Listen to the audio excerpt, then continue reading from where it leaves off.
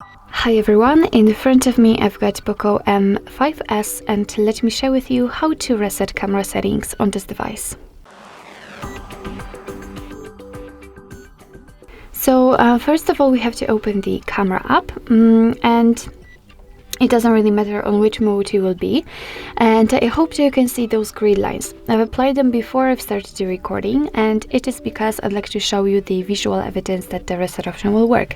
So after resetting, the grid lines should disappear.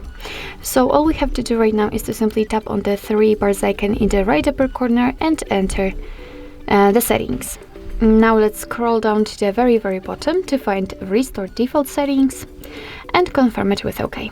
As you can see, I hope that you saw that, those options flashed a little bit.